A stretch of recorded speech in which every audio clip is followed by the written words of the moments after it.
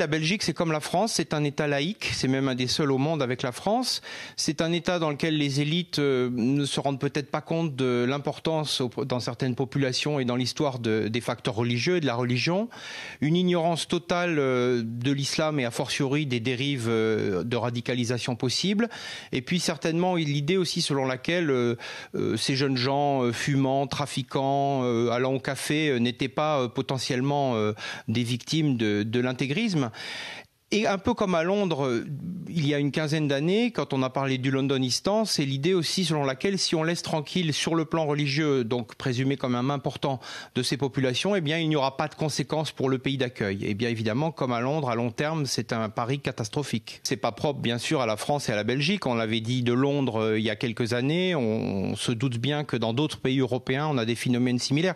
Vous savez, le Maroc lui-même, quand il avait été frappé par les attentats de 2003, n'avait pas vu venir les résultats de la prédication wahhabite en provenance d'Arabie Saoudite. C'est certainement pas en quelques mois que les choses vont se régler parce que les personnes qui sont entre guillemets contaminées par cette idéologie, on a parlé de somnambules peut-être, mais enfin ils savent aussi ce qu'ils font. Ils ont une vision tout à fait manichéenne, tragique, apocalyptique du monde et ils sont dans un combat prêt à mourir et donc c'est pas des gens que vous pouvez comme ça sortir de l'idéologie facilement.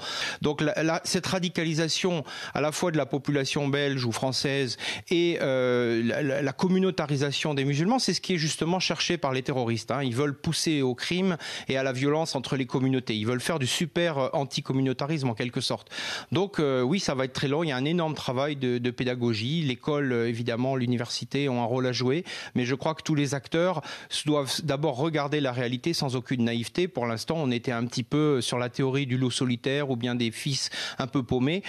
Quand on a des réseaux de cette ampleur, des dizaines ou plus de personnes qui s'organisent, se concertent et préparent des attentats pendant des mois, on se doute bien que c'est quelque chose, non pas d'industriel, mais de très complexe et qui vient de loin. Cette rage, cette colère, elle vient évidemment de très loin.